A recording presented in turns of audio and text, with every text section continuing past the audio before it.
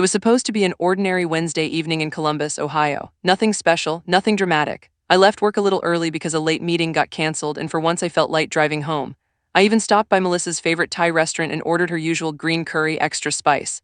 I remember smiling to myself, thinking maybe we'd sit on the couch, eat together, and talk like we used to before life got so busy.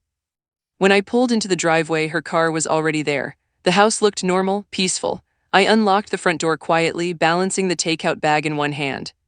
The silence hit me first. No television in the living room, no music from the kitchen, just a strange stillness. I called her name once, no answer. Then I heard it. A soft laugh from upstairs. It wasn't the kind of laugh she used when watching TV. It was lower, intimate, and then I heard a man's voice. My brain tried to protect me, told me it had to be the television.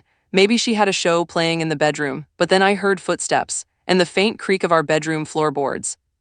I don't remember deciding to walk upstairs. I just remember being there at the top of the steps, staring at our closed bedroom door. My heart was pounding so hard it felt like it might crack my ribs. I stood there for a few seconds, hoping the door would open and prove me wrong. It didn't. I reached for the knob and turned it slowly. The door swung open. Melissa stood near the bed, frozen. Her hair was messy, her face flushed. Behind her, half-dressed and scrambling for his shirt, was a man I had never seen before. Our bed sheets were twisted, pillows on the floor. The takeout bag slipped from my hand and hit the carpet. Nobody screamed. Nobody cried. The man stared at me with wide eyes. I didn't know she was married, he muttered quickly like that made it better. Then he grabbed his shoes and rushed past me, avoiding eye contact as he ran down the stairs. I didn't try to stop him. I didn't move. I just looked at my wife. How long? I asked. My voice sounded steady, almost calm. It surprised even me. She swallowed. That's not important. Not important. 10 years of marriage, a mortgage, holidays with her family, shared bank accounts, plans for kids, and somehow the timeline wasn't important.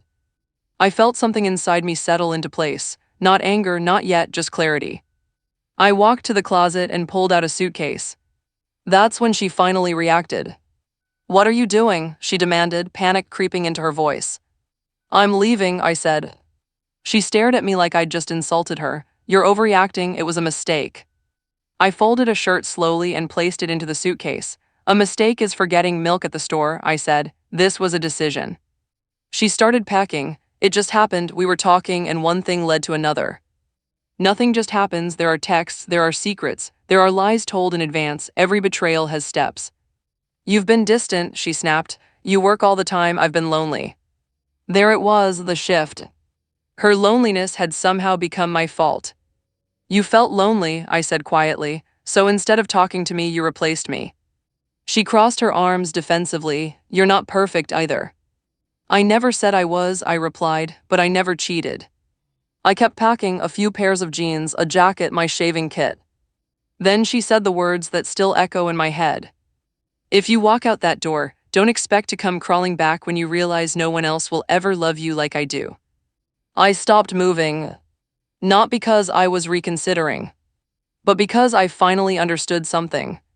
That wasn't regret. That wasn't heartbreak. That was control. She wasn't afraid of losing me. She was afraid of losing what I provided. You think this is love? I asked, looking at her fully. Tears filled her eyes, but her jaw stayed tight. You're throwing away 10 years. No, I said, you threw it away. I'm just refusing to pretend you didn't. I zipped the suitcase closed. She stepped in front of the bedroom doorway. We can fix this, she insisted. Don't do something you'll regret. I looked at her for a long moment. This woman I had built a life with, the woman I thought would grow old with me. I'm already regretting staying this long, I said quietly. I walked past her and went downstairs. She followed me onto the porch as I loaded my suitcase into the trunk of my car.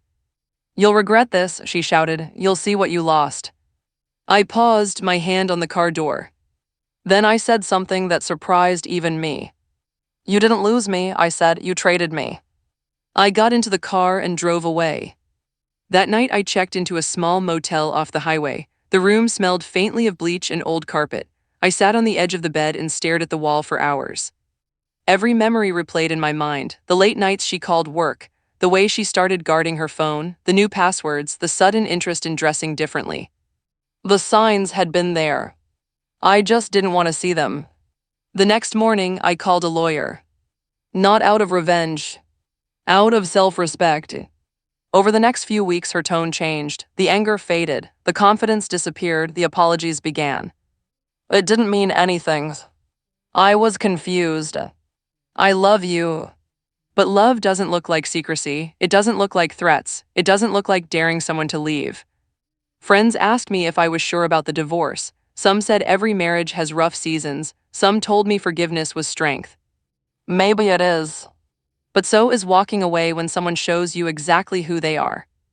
Months later, I moved into a smaller apartment across town. It wasn't big, it wasn't impressive, but it was peaceful.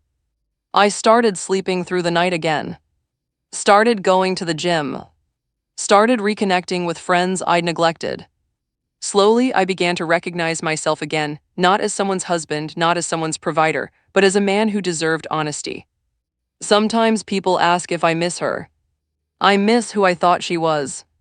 But I don't miss the woman standing in that bedroom, telling me I'd come crawling back. That Wednesday wasn't ordinary after all. It was the day I realized something important. When someone betrays you and then threatens you for leaving, that isn't love. That's fear of losing control. And walking away from that isn't weakness. It's a strength. That was the day I stopped begging for loyalty and started demanding it from myself.